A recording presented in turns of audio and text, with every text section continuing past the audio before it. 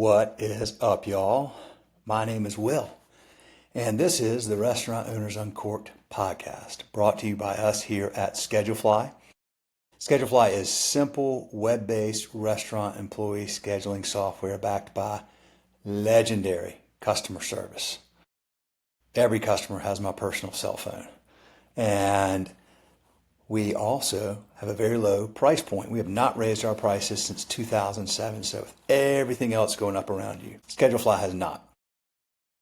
If you are on pencil and paper or Excel, we'll make life easier for you and your team and save you time and save you money. If you are on another scheduling software, you're probably paying a lot of money for things you don't use. If you just want simple scheduling and communication that is reliable and backed by amazing customer service at a low price point, we'll take good care of you. Also, and by the way, that website is schedulefly.com, www.schedulefly.com. Free 30-day trial anytime you'd like. My cell phone, 704-906-2031. It's on the website. You can find it and call me anytime. Also, this episode is brought to you by our friends at Restaurant Store. Today's episode is all about some Restaurant Store, the ultimate destination for restaurant pros. Whether you're launching a new cafe or prepping for the holiday rush, we've got you covered with top-notch equipment and everyday essentials, all at unbeatable prices. And right now, you can score $50 off your order of $250 or more when you use the code WebSave50. Again, that is WebSave50, all one word, all together, WebSave in the number 50. Use that at checkout. But act fast. This deal ends December 31st. Visit webstaurantstore.com, and again, that's webstaurantstore.com, to keep your kitchen running strong. And that code, one more time, is WebSave50. Here we go with our episode. Nah, we're good. All All right. right, we're on. All right, Jay, man, thanks for doing this today. I appreciate it. And I read your about page on your website. So, one thing I always ask people is, how did you get started in the business? But I already know the answer to that. It sounds like you grew up in the business with your family.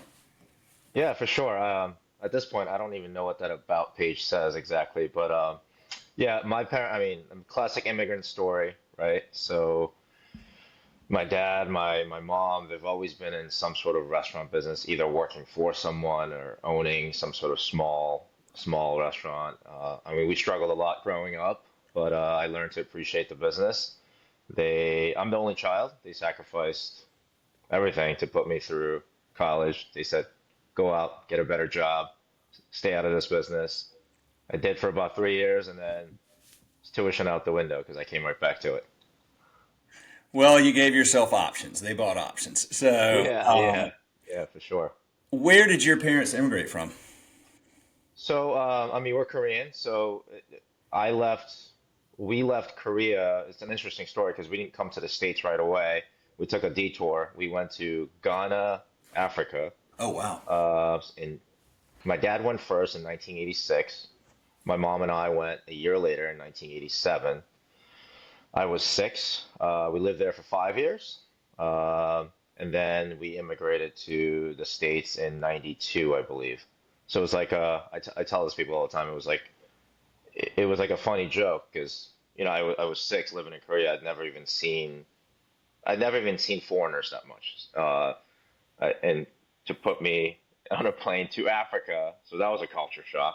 And then from Africa to New York City, JFK, that was another culture shock. I'd seen, the States through movies, all that, but like to actually come to the States I still remember getting off that plane. To me, it felt like the coldest early April. I didn't even own a pair of pants. I was wearing shorts and I think some sort of long sleeve shirt. I just remember how cold it was coming from Africa. But yeah, definitely a culture shock. But I was a kid, and you know what kids do, you know what humans do, they adjust really quickly. So, I think I adjusted quickly, and I'm grateful for that move. I'm grateful for where I am today. Okay, I have to ask. Yeah. I get Korea to these states. What what caused y'all to go to Ghana, of all places, initially? Yeah, so I mean, for those of you that know Korea, Korea is a very modern country now, but it wasn't in 1986, 1987. It was, I believe, it was still like kind of sort of dictatorship. It was going through a lot of government changes. Still a third world country. And the opportunities, I mean, everybody at that point wanted to just pick up and come to the States. It wasn't that easy. It wasn't even that easy to leave the country per se. It wasn't a communist government by any means, but it wasn't a free government and what it is today. I was young, so I don't know exactly. My parents told me the story. It was kind of like, hey, you go to whatever government office and you say, I want to leave the country. They go, if you said, I want to come to America, they'll be like, no, you're not going to America. You don't have any connections. You have no money. So how I think my dad told the story was he got connected to a couple of the guys that were working in a fishing industry in Ghana. There was, just seamen basically, and he basically got permission and a visa to go. So Oh, that's gotcha. that's what I mean. The goal is always the same with everyone. It's for a better opportunity. So he felt like at that point that was a better opportunity for the family. He opened a Korean restaurant. Give you how ridiculous this sounds now, in Ghana in 1987, 86, I should say. Uh, I mean, there was no ingredients like soy sauce that didn't exist in Ghana. Like kimchi, Napa cabbage did not exist. So the term scratch made is what people choose to do now. Better food, better ingredients, but it was a necessity for him back then. It had to be the only Korean restaurant in Ghana. Oh, absolutely, absolutely, by Like, far, by far. I mean, it was like I don't know what the population of Koreans in Ghana were, but it was I would say 99% missionaries or embassy workers. That was it. oh my gosh, Yeah. that is crazy. Okay, so well, that makes sense. So he got figured out a way, but the goal was to get to the states, and they made it to the states, and and then started restaurants fairly soon thereafter. Started a restaurant. Yeah, so it was hectic. The move. We lived in Flushing, like many Koreans that immigrate uh, to the States back in the early '90s. They worked, job after job, and we moved around a lot when we first came to the States. So I lived in Pittsburgh at one point, New Jersey, and in high school we settled down in Massachusetts. That's where I live now. But I think they tried to open small restaurants within probably a year and a half to 2 years. And then along the way, they probably opened about three restaurants in the States. And then the fourth one was when we opened our first restaurant together. I was 20, 26, I believe. Worked in finance for a few years, left that, and we opened our first restaurant called Sapporo. That was in 2007. 2007. Okay, Yeah, you did that with your folks. I did that with my folks. I was still working my 9 to 5 then, so I thought I could do both. I quit my job within, I don't know, I'd say within a month and a half to 2 months. Oh yeah, I mean that's yeah, that's quite a balance. What were you doing? You said you were working in finance. Yeah, it was a mutual fund company. So, I graduated with a finance degree, worked at uh, worked at a mutual fund company. I mean, it was great, right out of college, but ultimately, just like a lot of restaurant folks out there, it wasn't for me. I'm not a really desk type of guy. It's a great experience, but I'm glad I left it when I did. Yeah, I mean, you probably have a lot of good financial acumen that helps with managing your books and everything. I would imagine from that. You would think so, and I do. I believe I do, but I'm not. Again, I'm not I'm not a spreadsheet type of guy. As a restaurant owner, as you know, you have to be good at everything. So, you have to Yeah. have knowledge in finance, you have knowledge in operations, marketing, all that. I wouldn't say finance is something that I love doing. I love running a restaurant. I'm more of a visionary. I love creating new things. Obviously, finance is very important. You need to look at your numbers. You need to look at your costs. You need to look at your sales and your profits as well. So I'm not saying that's not important at all. But if I were to choose, finance is Yeah. not yeah not the part of the business I love most. No, I can relate to that. I think a lot of restaurant people can. It's you need to. It's a tough skill set when you have that sort of artistic, visionary view of your business, and you're probably a guy that doesn't like to sit, like you said, you sit at a desk, you move around. I mean, that's a very attractive part of the restaurant business that needs to somehow be balanced with good, good, at least, awareness of the importance of the financial piece, which I'm not a spreadsheet guy either, and I can't stand it. I can imagine. First of all, I couldn't run a restaurant, so all due respect. I thought years ago, I thought I'd want to like learn everything I could from all these people on this podcast that I talked to, and then open my own restaurant one day. And it didn't take very long of talking to restaurant owners to realize that it's like one of the hardest things you can do. I mean, it really is. It's an incredibly challenging thing to be an independent restaurant owner.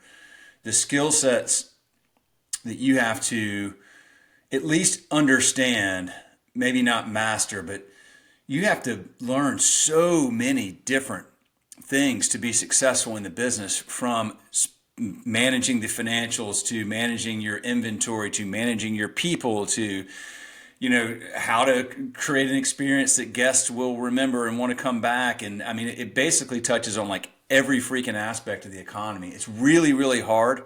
And I don't think the general public understands even remotely how hard it is to run a restaurant successfully. So I have like built this massive amount of just genuine respect for you and your peers. It's why I enjoy doing this podcast so much, because I always learn, I'm always inspired, and I think that hopefully, we put out content that helps other people understand this, and maybe helps other people understand, like, never mind. That's all I wanted to, because people will listen to this podcast to learn, and some people, and I've heard that before, they're like, man, it seems a lot harder than I thought it was. I'm like, oh, it's way harder than you thought times 10. Like but it's also, I think if you're wired for it and it's in your DNA, which clearly, Jay, it's in yours, because your parents busted their asses trying to get you to go to college to get out from under it, and then here you are back in it. Like, it says a lot about the importance of kind of having it in you, I think, to be able to be good in this business for a long time and in a sustainable way, and not get burned out, frustrated, or turn to drugs and alcohol or whatever that is often the case in the industry, where it's so hard and fast, and that happens every single day, that if you're not kind of wired for that, and you don't, and the stress is not outdone by the joy of the experience that you can provide to people that come into your doors and to your team, it'll crush you. It'll absolutely crush you. Yeah, for sure, for sure. You touched two great points. Is how hard it is, and I'm not self-gloating, or I mean, I respect all restaurant owners, but I still less now. I think the public is more educated than 20 years ago. 20 years ago, 10 years ago, people would say, "Oh, I love hosting parties. My wife makes a great blank. I'd love to open a restaurant," and I just tell them like, "You're out of your mind. Like, what? Like, you love making what? My wife makes a great lasagna." I'm like, "How about she makes the lasagna 1,000 times a day, and then about 20% of the people tell you your lasagna sucks." Uh, and then managing the different people and just you're something you love, you're going to hate afterwards. So keep it a hobby, keep it something you love. The other point you brought up was really good, is like the burnout, right? It's a marathon. I mean, you're there, you're sacrificing your family, yourself, your time for all your guests. But if you just sacrifice that all the time and you don't figure out how to balance your life, whether it's getting good people under you, partnering with great people, you're no matter how good and how how excited you are, how passionate you are about this business, at some point you're going to get burnt out and you're going to hate this business. So there has to be a balance. Maybe not in the beginning when you first open, but at some point you have to create that balance and find that balance. I think it's really important. Let's talk about that, Jay, because it is the thing, right? Like if this industry is just littered with a wake of stories of people that had massive passion and talent, but the industry ate them up, and they, had issues with drugs or alcohol, or I mean, it's led to people, just all kinds of mental health challenges. Famous chefs have taken their own lives, and so that balance piece is like conceptually, it's easy to understand. Like, oh, well, yeah, you need balance. Mhm. But to execute on that is a different story. That's what I always find to be the rub. It's like, yeah, of course, that makes sense. But how do you do that? Like, what are the things that you, as a restaurant owner who has a family, you're married, you have kids, help me out with that. What are some of the things that you like teachable things or repeatable things that you would tell people they should do and make sure they do early in their careers before it gets away? Like, what are some of the things that you do to find that balance? Yeah, so I learned through mistakes, trial and error, Yeah. through suffering, and I think, if I were to do it all over again, I would tell my younger self, I'll tell my younger self this. So when we opened Sapporo in 2007, and then our second restaurant we opened late 2014, 2015, Soul Kitchen, I thought I was a guy that can do two restaurants, and we did, but I sacrificed everything for it. Sacrificed, my kids were, I think, 7 and 8 at that time. Sacrificed my family. My wife was involved with the business because she had to. We just didn't have the structure in place where we can have people run the restaurants for us. We were trying to run both together at the same time, and it just wasn't the right way to do it. We sold Sapporo 2019, and if you think about it, we didn't know it was going to happen, but we sold at a perfect time, late 2019, and because COVID hit Yeah. early 2020. So we sold that. We really believe that was God was telling us, hey, preparing us, like, you can't. Your state right now, there's no way you can run two restaurants through COVID. Uh, and then 2021, we fortunately our restaurant Soul Kitchen now was doing really well even through COVID. This is like, it's almost weird for me to say this, but like our sales during COVID in 2020, between 2020 and 2019, we increased 2%. Think about that for a sec.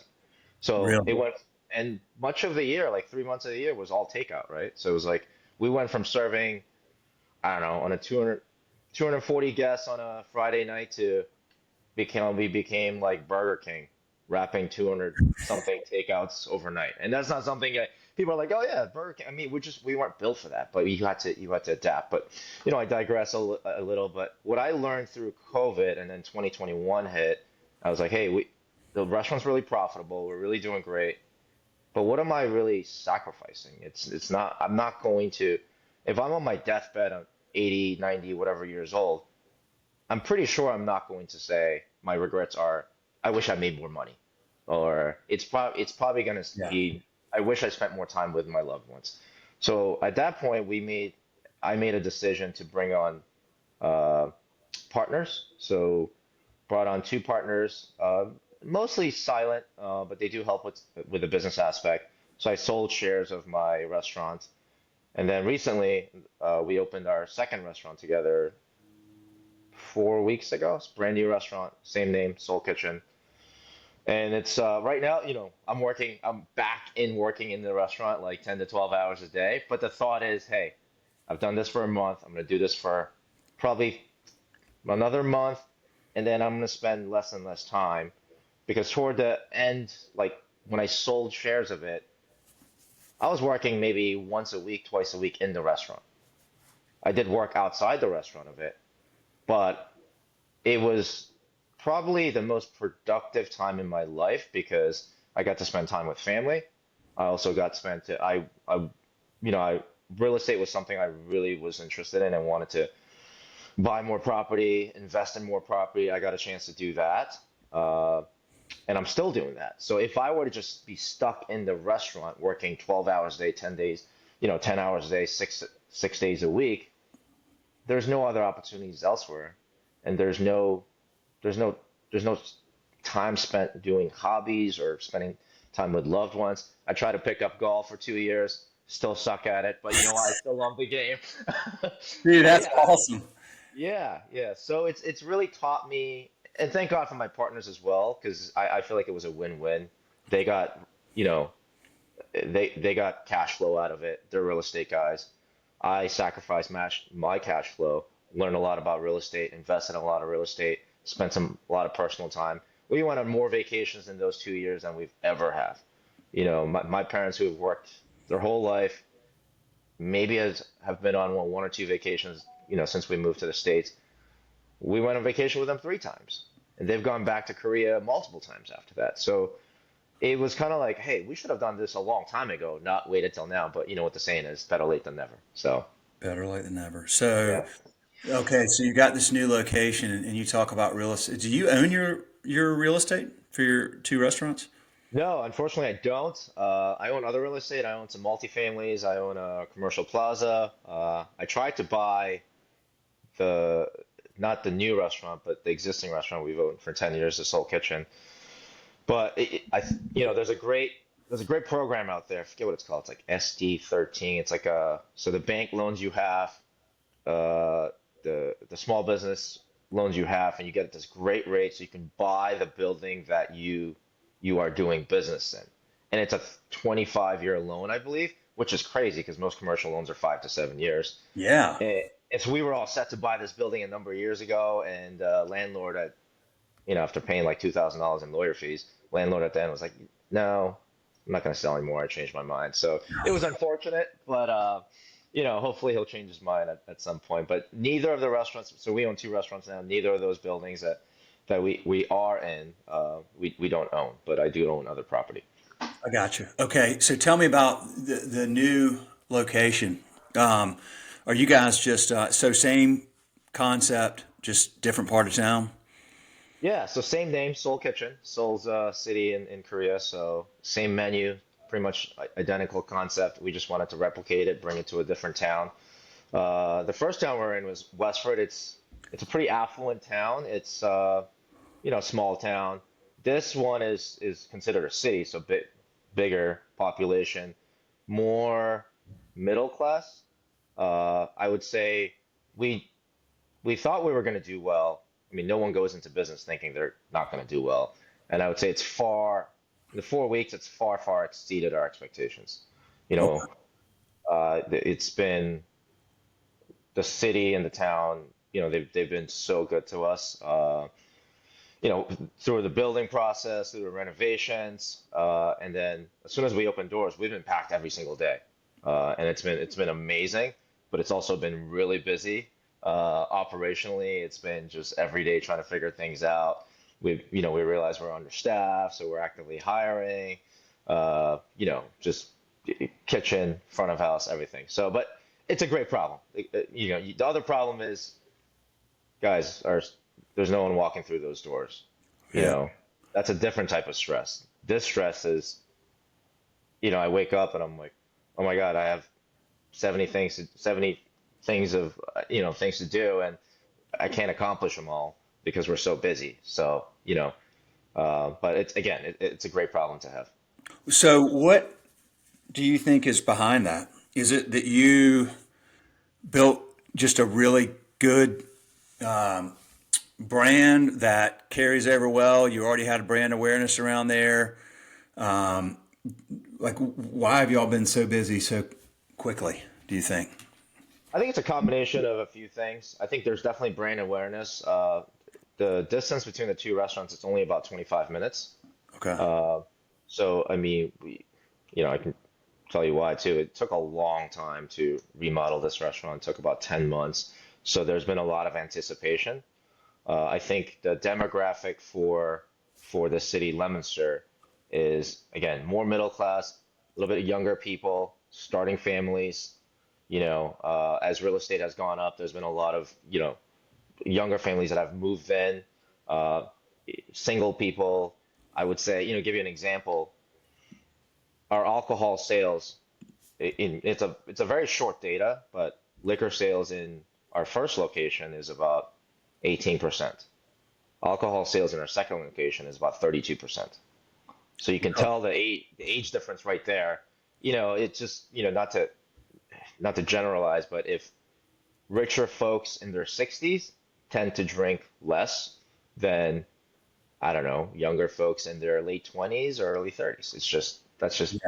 yeah. That's just facts. No, So sure. I mean, I'm 50 now. I drink a whole lot less than I did when I was in my yeah, 30s. right, right. So it's not just about the alcohol. Like it's what we've realized is, for our business, the niche is middle to upper class families. It's not necessarily our food is somewhere between, entree prices are somewhere between 18 and $26. So we're not highly, back then that was high prices. Now it's like, average casual restaurant prices. So our niche isn't we're not like fine dine, where somewhere like, the term is casual fine dine. That's where we are, and I think this location in Leominster is really we found a real niche in the demographics, and I think people are excited. And it's weird because like I've seen the progression of Korean food as well, right? So, I live in a town called Westboro. That's our where my parents and I opened our first restaurant, and we had Korean food, and nobody knew about Korean food in 2007. We'd bring out kimchi and all these sides, and people are like, "What the hell do we do with this?" I'm like, "Oh, you just eat it." They're like, "Oh, how do we eat it?" A lot of questions. But now, through a lot of different things, including, Food Network and, social media and all that, Korean food is one of the fastest growing foods in our country. The health benefits, the taste, all that. So I've definitely benefited a lot from that, in terms of like our business. But I can also see that the public is way more educated in Korean food. They're seeking it out. They know exactly what a bibimbap is. They know exactly what Korean barbecue is, and they can't wait to try it. But guess what? There's nothing in their town that offers it. So when we come, it's kind of like there's a demand is definitely there, but the supply isn't there. Whereas before, demand wasn't there, supply wasn't there either. But so we almost had to create some of that demand, or we did create that demand. We always say, hey, at least back then, maybe a little bit less now, it was, we don't have, if you look at our pool of customers, whatever that pool is, it's not a big pool. We just have a smaller pool of people that come all the time. So a lot of people are regulars. I think about when we opened Sapporo in 2007, what I've learned. I mean, I look back now, I'm like, what the hell? It's crazy people came back to eat there because we definitely didn't know what we're doing. Um, but we're grateful, and we've learned a lot along the way, and we've also benefited from Korean food being popular. Okay. So if I think about creating regulars, or stimulating the demand for regulars, or for people to come back often, obviously you got to have good, consistent, quality food. There's no doubt about that, clearly. So you got to get your ducks in a row with that, which is no easy task. But that's clear that you're doing that. What else are y'all doing well that leads to people wanting to return over and over again? Yeah, so one of our core values, and this is the number one core value we have as a restaurant, is what we call it a quote unquote vacation happy. So we understand intrinsically that we're not a retail store. There's an emotional connection to when people come to a restaurant. And what we try to do is create a mini vacation for them. And we always tell our staff this. We say, hey, a customer, a guest can get much cheaper food elsewhere. They can cook their own food. It's gonna be, it's gonna be much cheaper. Why do they come here and pay a premium for the food here? Sure, of course, food is a big part of it. I mean, we understand that. We understand that we have a niche that most people can't or will not cook Korean food at home. But the other aspect, this is true for all restaurants, is the emotional aspect, meaning, they're coming for a little bit of a break in life, a little bit of a mini vacation. So if they're spending an hour to 2 hours with us, we want to give them that mini vacation. So whether it's, hey Joe, like you came last week, good to see you again, or a first timer recognizing that's a first timer and kind of explaining the food and giving them that extra hospitality and extra service goes a very long way. People, some of my peers, and we discussed this, like it's not fair. Like when somebody complains, there's websites like Yelp, Google reviews. Look, you're spending $100 on this on the service and the food, and when somebody complains about the food in public in general, it's not fair to us because it's very tight margins. You wouldn't do that necessarily I don't know, in a hospital, right? Think about it. You make a reservation, let's say it's 7 o'clock. By 7:15, the guest is already getting impatient. 7:10, they're getting impatient. 7:30, it's no longer acceptable. Right. Well, when was the last time you went to an appointment and you got in early or you got in on time? Right. It's just understood. So it's a different, but how do we explain that? Because there's an emotional attachment to it. It's not just me going to buy a t-shirt off the rack. It's me spending time with my family. Maybe I haven't seen a loved one in a long time. We're sharing a meal. Whether we like it or not, and I love this aspect of it, when people come and sit at my restaurant, I know for the most part, it's more than just about food. It's about the whole experience. It's about emotional connection. We intrinsically understand that and we accept it and we actually love it. So you can be bitter about it and say that's not fair, or you can own it and say, hey, you know what? That's what especially neighborhood restaurants. That's what makes it special. It's a special place because there's an emotional connection to it. And I think ultimately, I kind of dance around the question. Ultimately, if you understand there's an emotional aspect of it, that's how you develop regulars, by understanding it and talking to your guests that way. Yeah. Well, it's such a great philosophy just in general, Jay, and it's so important. Most entrepreneurs get that. If you become successful as an entrepreneur, you're going to have to, I would say almost all of them that I know would say, yeah, there's a lot of stuff that sucks and it's not fair. But I mean, waste your time talking about that and pointing your finger, or just go, hey, the obstacle is the way. Like, let's find our way through this. It is what it is. And Yelp is a fascinating thing. I don't, I mean, personally, I won't look at it. I don't use it. If I go somewhere, I just ask around, like, where are the good places, right? Like, that's what you really want is that word of mouth, where if somebody comes to town and they're in a hotel or they've got, whatever, you can't, word of mouth like that is so valuable and so important.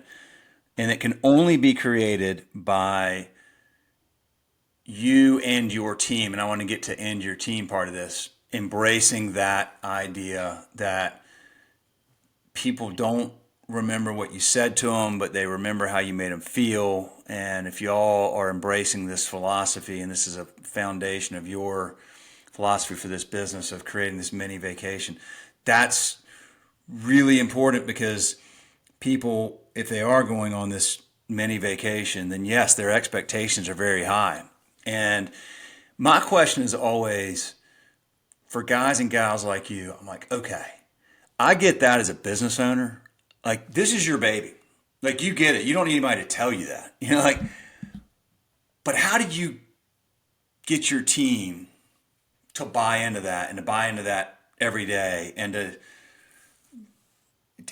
mean, they're not going to have the same level of obsession with that as you are probably, but hopefully enough that they really understand that, hey, if we take great care of every person that comes in our doors, that means they're going to want to come back.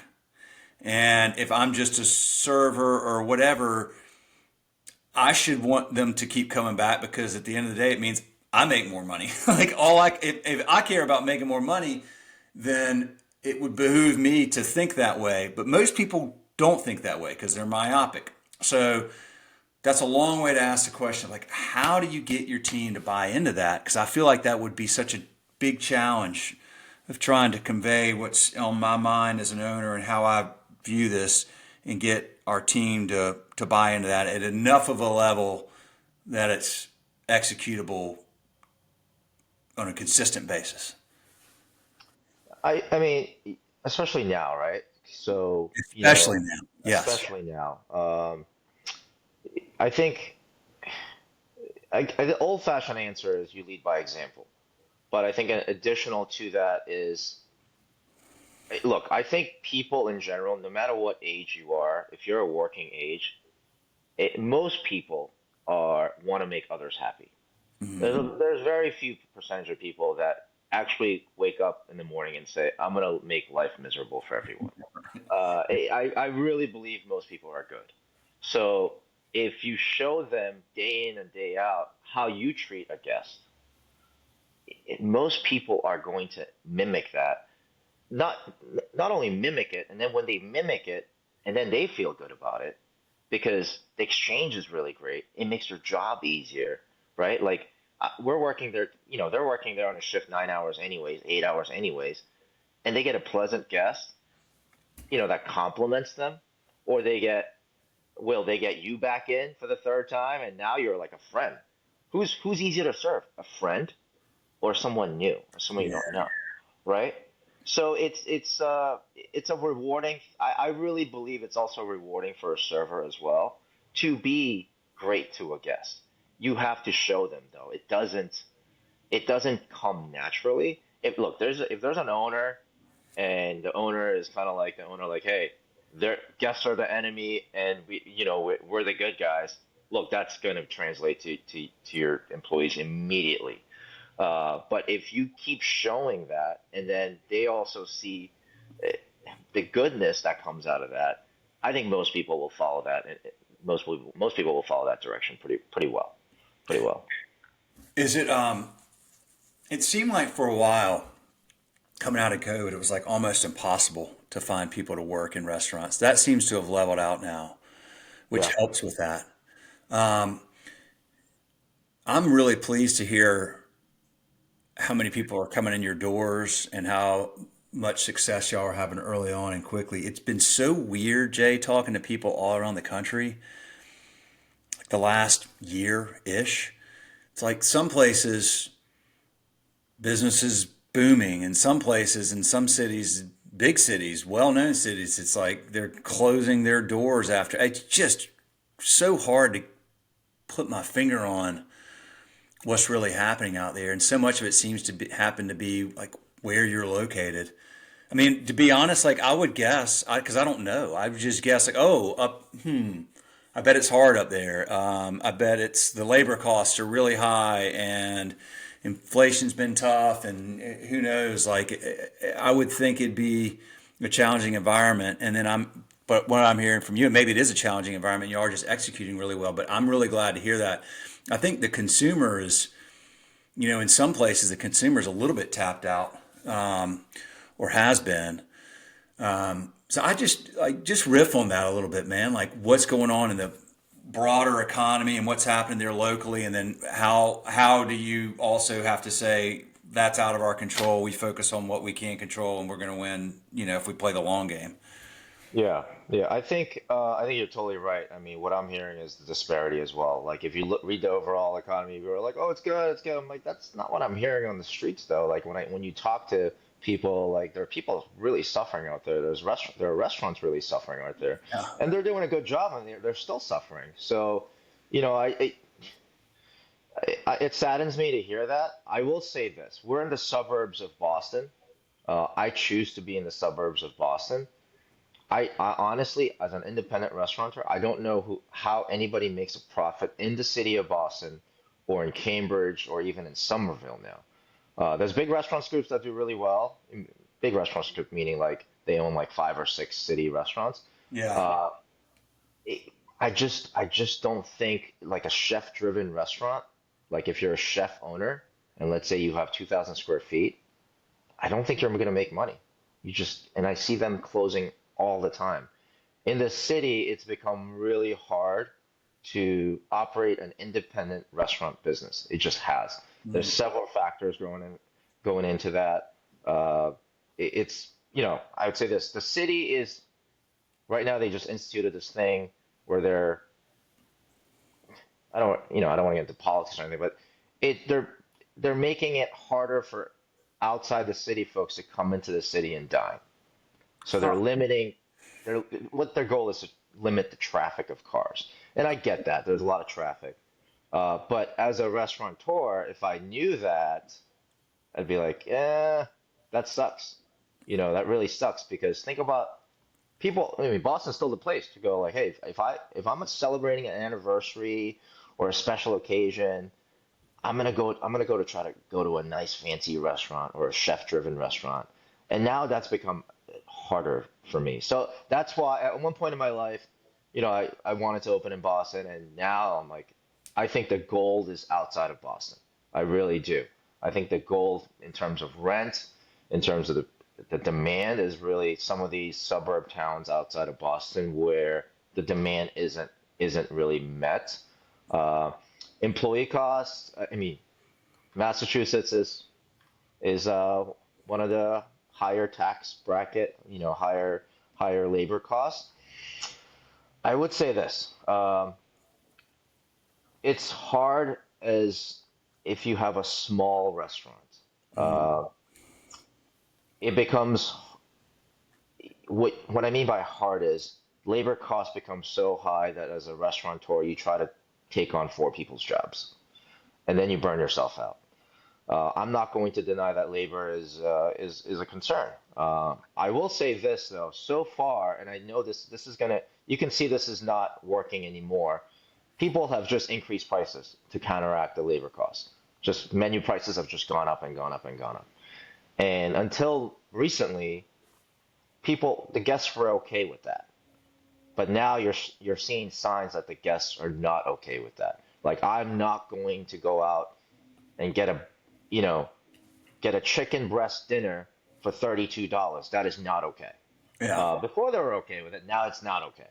So you're seeing signs of that, and I hate to say this, but there's going to be a little bit more suffering out there, especially if you see, maybe the economy going a little bit of a recession. You're going to see a lot of folks impacted by that, a lot of small businesses impacted by that, for sure. Yeah. Yeah, you are. I mean, we're seeing it, because Yeah. we serve at Schedule Fly. Most of our customers are mom and pops, independent restaurants, small groups, and Hmm. certain cities we're seeing, I mean, like Denver. Denver's probably one of the hardest places to operate in the country right now. Really? Oh, I mean, where it used to be like, I mean, there's all these great restaurants that come out. There's so many folks that they're closing or they're not, probably not far from it if things don't change in the next year. And people that have been, in the business for decades. Yeah. That's a challenging part sometimes of just things that are, truly outside of your control. But yeah, I think it's smart to stick to the suburbs and do it's like sometimes there's this siren song, particularly for people that are tapped into the artistic side of their brain and the visionary side and the emotional side. It seems awesome you want to be in this sexy place in the middle of a tent and all that. And that, I mean, that sounds great, especially when you're young and it's all, but like you start going, yeah, but the cost alone, and then you get things like this, like that's, that policy is, I would call it, political iatrogenics. Iatrogenics is this term like in medicine, it's like doing harm when you're intending to do good. It's good intentions, but Yeah. the road to hell is paved with good intentions, right? Like, oh, great, we won't have as much traffic, and all these businesses are like, oh, great, well, we're just going to have to close because of it. Hmm. So good on you to just go, hey, man, like let's just lay low out here, big fish, small pond, not chase the glitter and the gold. Just be out here with. I mean, at the end of the day, it's where the families are. People don't want to, people less and less, especially if you're raising a family, you don't want to live in the heart of the beast necessarily. You may work there, but you want to come home to the suburbs, and so that's cool. It's good to hear. And then you've got okay, so you've got Location 2, and you've got a couple of partners. Are your folks still involved in the business? So the restaurant, our first location, my parents still work there 3 to 4 days a week. So when I sold shares, um, we gave them an option. Hey, but you can't tell. It's hard to tell someone that's been working their whole lives to all of a sudden just stop working. Hmm. That is that's suffering for them. So I think Yeah. they're in a perfect niche. Well, I think they're in a perfect niche. They seem pretty happy. Where they're working 3 to 4 days a week. Like I said, they take month-long vacations. They went to Korea for a month this past summer. Uh,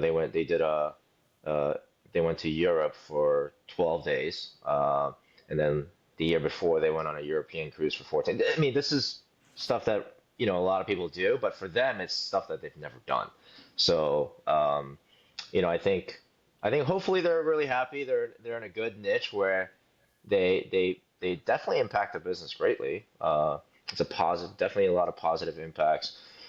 I would say my dad's been doing this so long that I tell you the consistency is our key. There's a Korean dish people love. It's a kimchi stew, right? And we've had people that have that come from when I was in high school working at my parents' restaurant in Worcester, and they were like dating at that point, and now their kids are like whatever, like 18, and they still come to our restaurant now. They're like, you know what? Their stew still tastes the same from like 1996. And I'm like, that's an awesome compliment. That's the Yes. consistency. That's because my dad's been cooking. So um, a lot of great impacts of my folks being there. So yeah. I forgot your initial question. I kind of went off on a little Well, side note.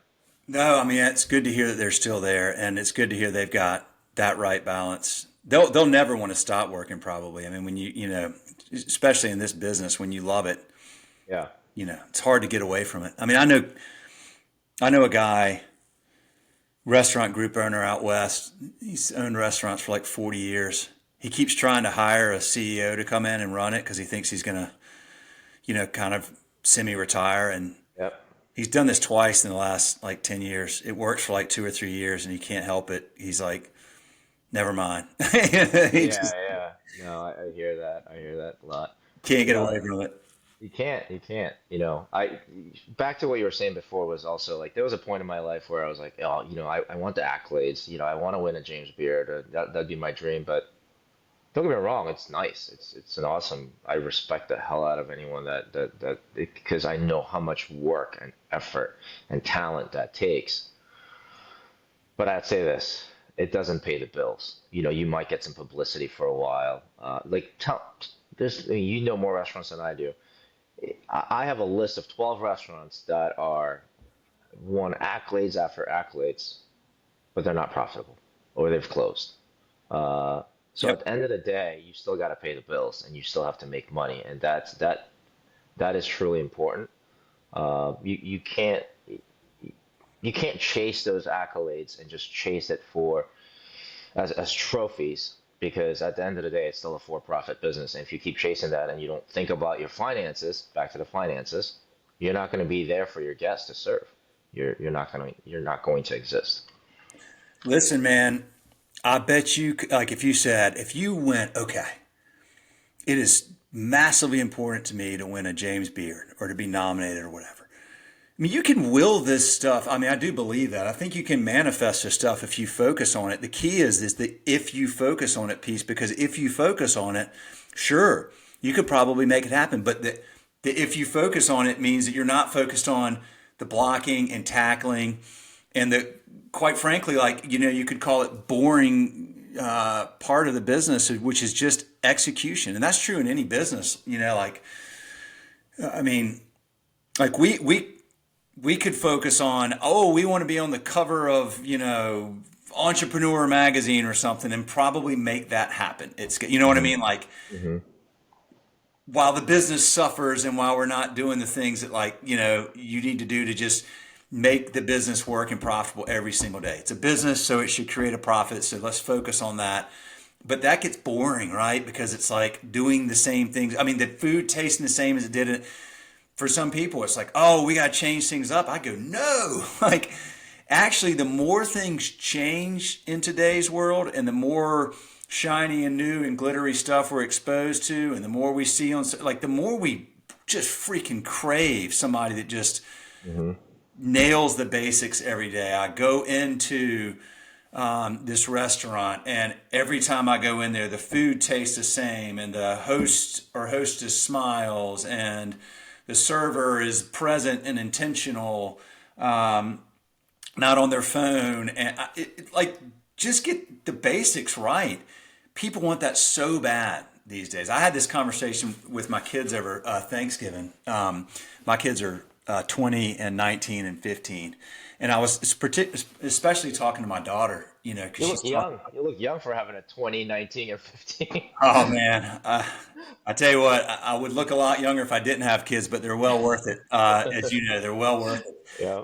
But I was telling my daughter, I'm like, Bella, the bar, it's like, unfortunately and fortunately, the bar for the basics is so low right now.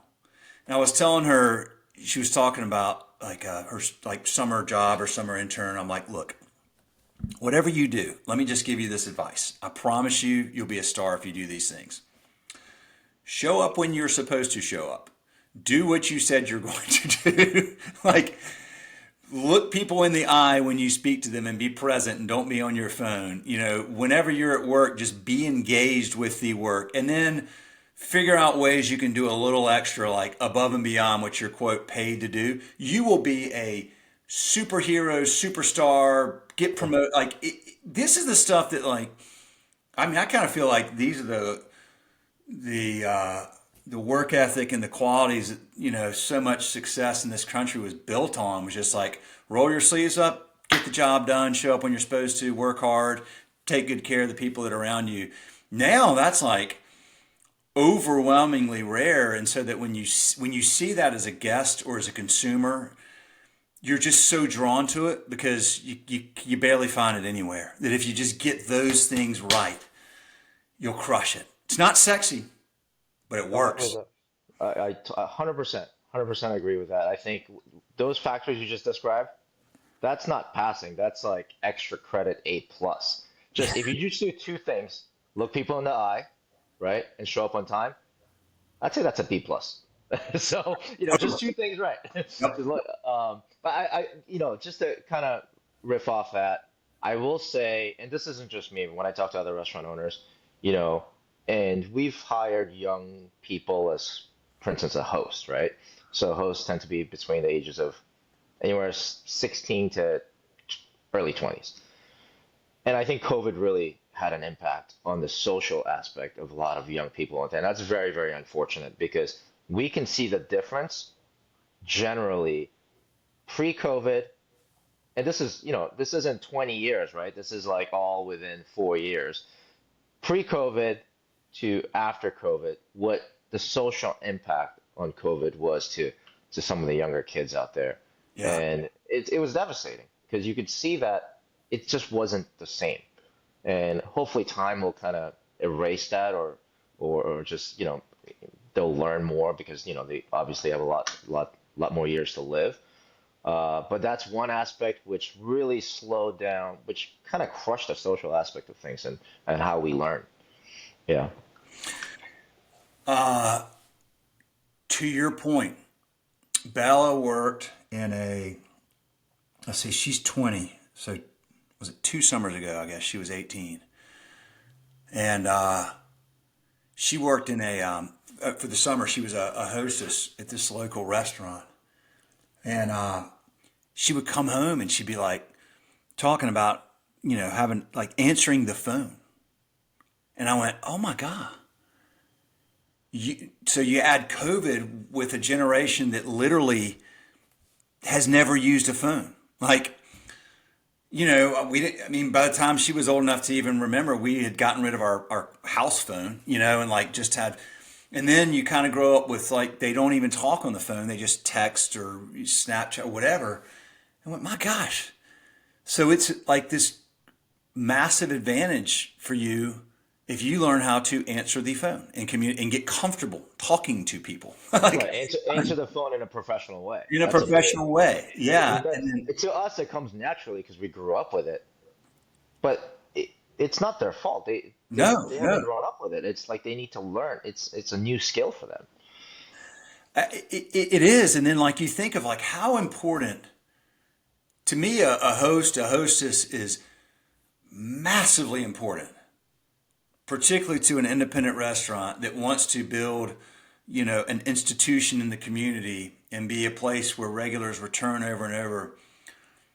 The host or the hostess is, boy, I mean, I would think it's like incredibly critical because that is the first person you engage with when you walk in those doors. And if that Hmm. person is can't look you in the eyes, can't smile, can't make you feel genuinely welcome, seems stressed, seems distracted, seems more focused on talking to their their other whatever, or looking at their phone.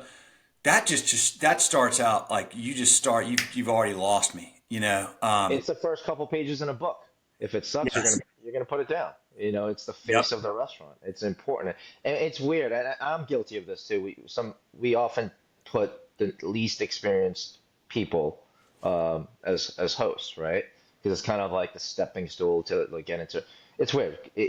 We rarely have teenage guy hosts. It's always girls because girls are more mature at that age, right? For sure. Yeah, Yeah. yeah. So, but I totally 100% agree with you. So you said like, what if the host is on the phone, they're not engaging? I'll give you the opposite of that. What if it's a busiest Friday you can think of, right? What if the wait is 30 minutes? As an owner, you know it's going to be 30 minutes or 40 minutes, but the host just goes, it's going to be 2 hours. You are literally that 17-year-old girl, you've empowered her. She doesn't know enough. You've empowered her to chase away your customers, literally, Yep. saying like you're not welcome here because it's going to be a 2 hour wait. Well, she wasn't trained, so I think if you can, as a restaurant owner, especially on busy nights, a manager or some sort of leadership person has to work with that host. Number one, it's a better interaction for the guests. Number two, there's a lot to learn hands on from a host to someone more experienced, someone like an owner or assistant manager or general manager who has experienced more on how to talk to people, but also how to seat people.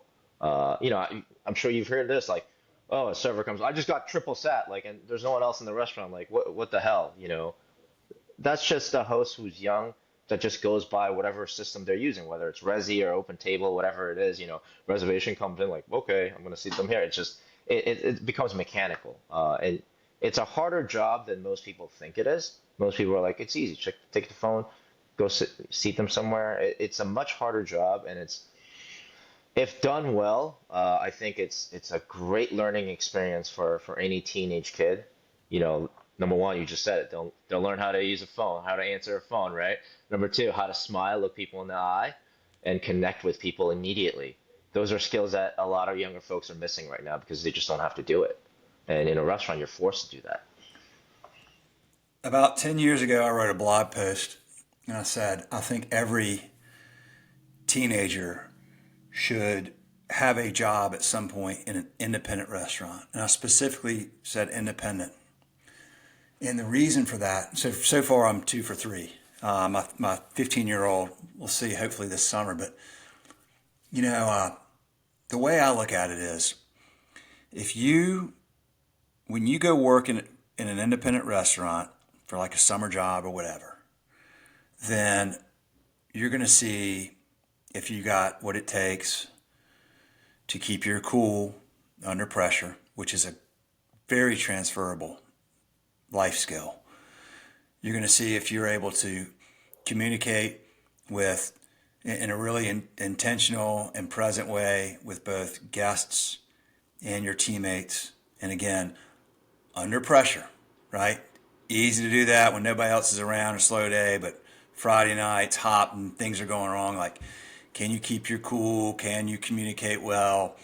Can you balance a lot of things at once? I mean, the things you learn And I'll just say, without even using the word independent, just in a restaurant, those skill sets are so transferable to any job, period, because it's such a high stress, fast paced, hard environment where so many things have to go right Hmm. every minute of every night. And it's hard. And there's always something going wrong. Like, always something happens. The freezer breaks, the reservation system, Yeah. goes out or whatever it is. So you learn all these skill sets that are so transferable. Whether you decide you want to be in the restaurant business for the rest of your life because of that, or you decide you don't ever want to work in the restaurant business again because it's not what you're made for. I think that's a better lesson. If you get a job, it's a temporary job, and like, I never want to do that again. That's a Yeah. better lesson, because you don't want to go Oh, to I mean, college or something and spend like, preparing for it and be like, oh man, I just spent a lot of money and a lot of years like preparing for this job and I hate it.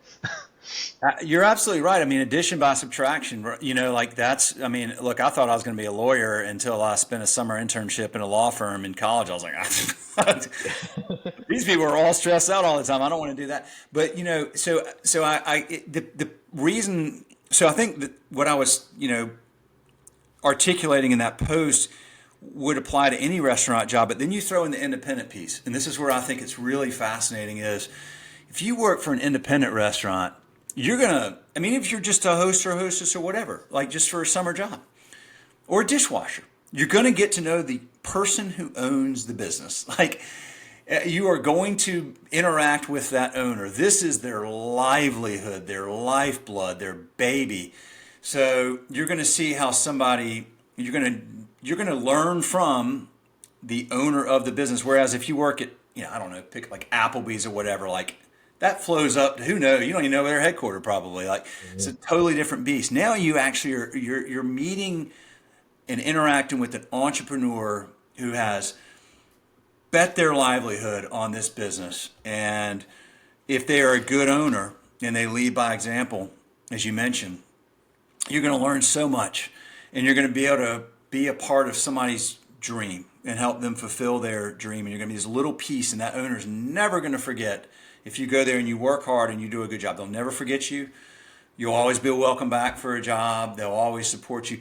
And the last piece of this is you're getting to support a business, and this is true for any small business, any independent business. You're getting to support a business where the money that is spent there is staying in that community and making that community better. It's not flowing back up to some corporate office at some chain 12 states away. Like, it stays in that community. To me, that's like, I mean, the independent restaurant is, if done well in the right community, is always going to be one of the key reasons that that community is a good place to live. I believe that down to my core. I didn't know that Hmm. 15 years ago when I got into this and started talking to restaurant owners, but what I learned is like, you cannot name any great community in this country, big, small, in between, whatever. Why is it great?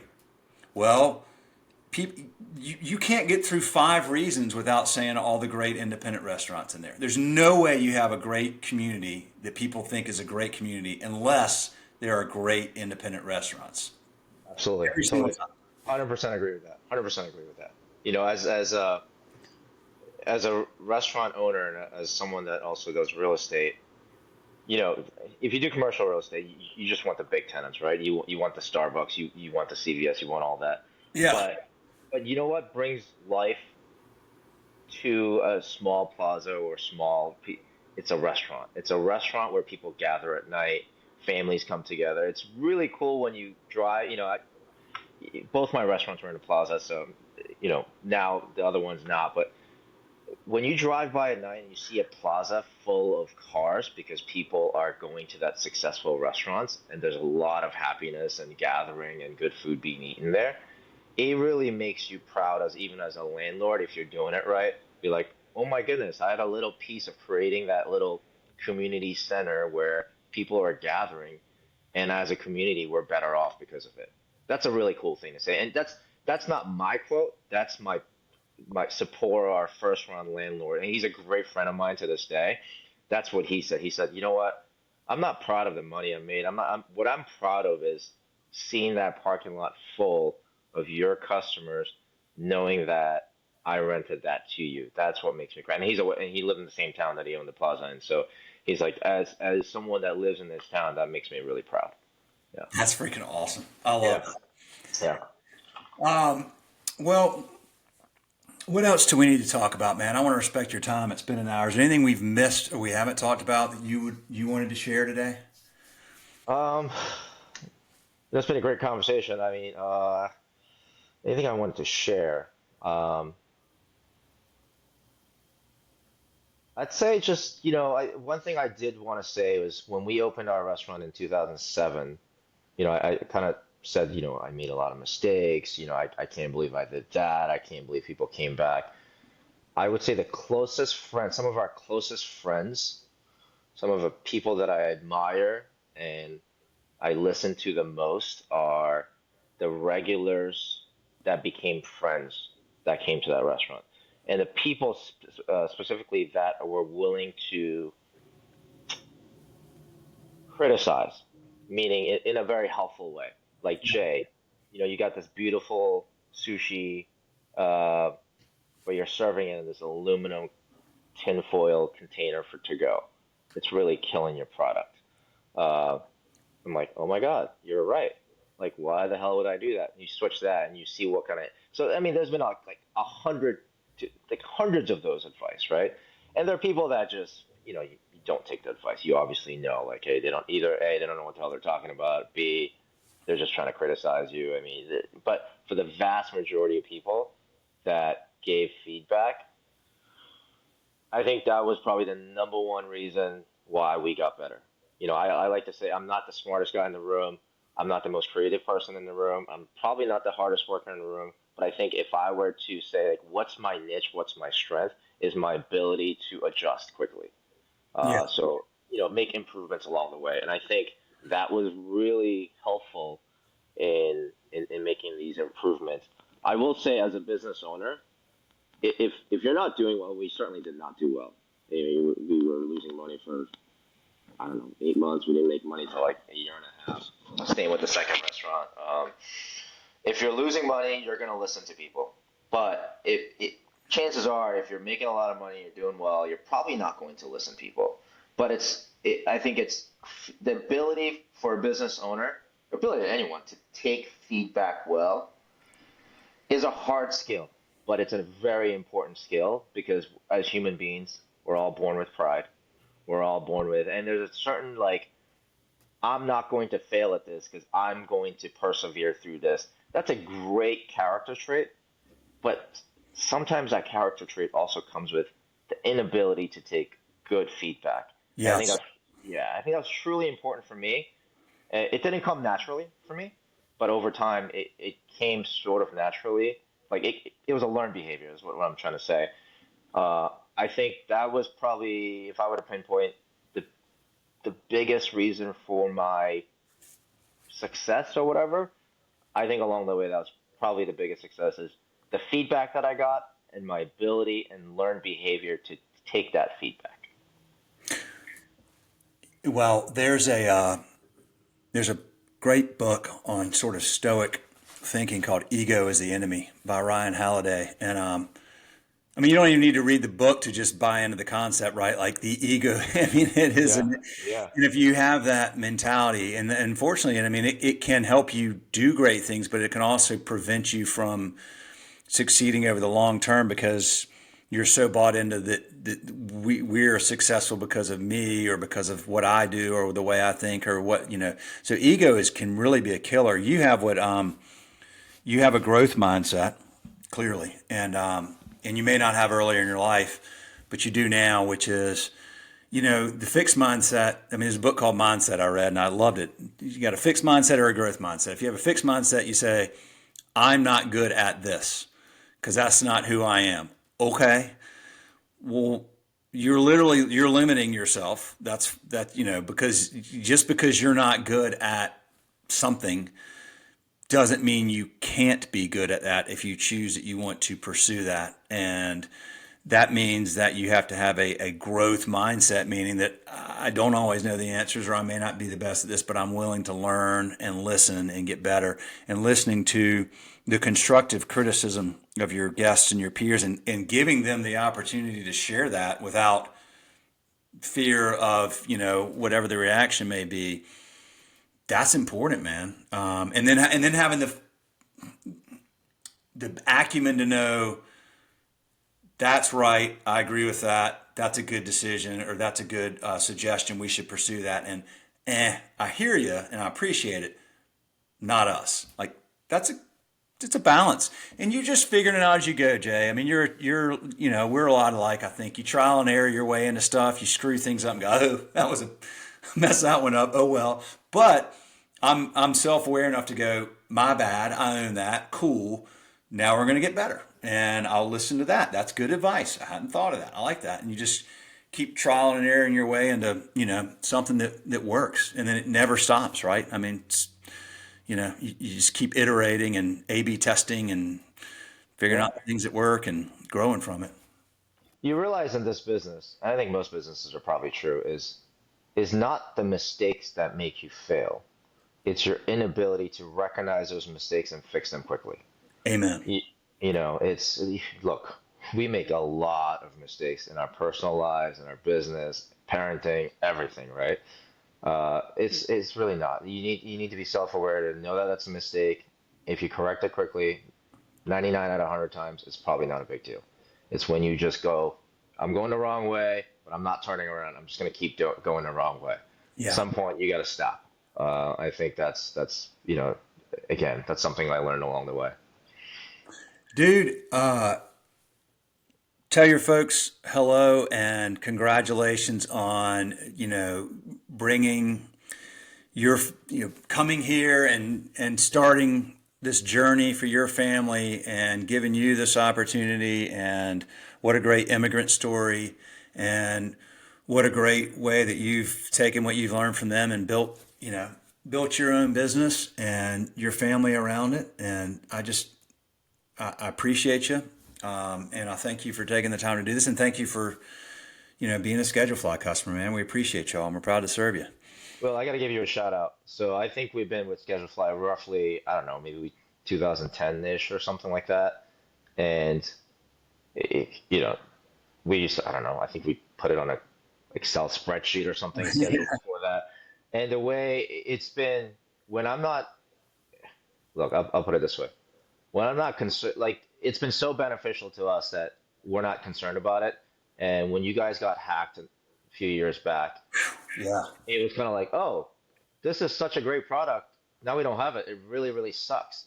But your response and there's not a lot of people out there that will put themselves out like that. Your videos, you're just admitting like, hey, this is a problem. We're trying to fix it. And your daily updates was incredible.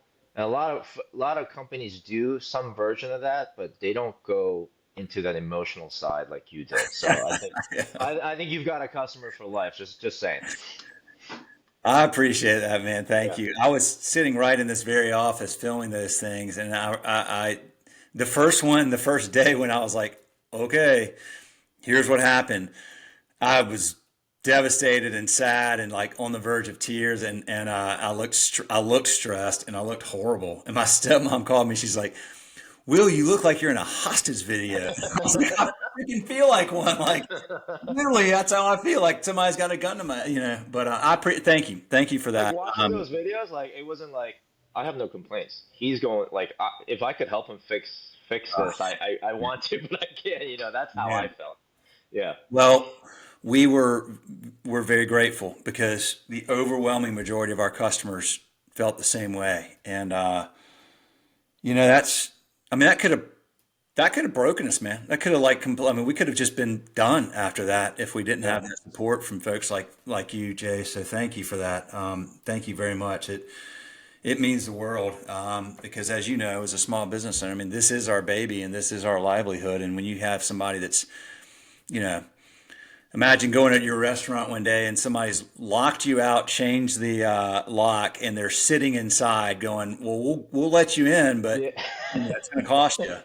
You're like, holy, you know. Yeah, yeah, So, but thank you, appreciate that. There's no playbook for that. I mean, we don't follow any playbooks. You know, yeah. I didn't get an MBA. We just try to listen to our hearts and do do what's right. And what's right is be honest with your customers, as hard as it may be. So, appreciate Yeah. that very much, man. Thank you. Yeah, thank you. Thanks, Will. Good talking. All right, man. Have a good one. Take All care. right, you too. Bye. Bye.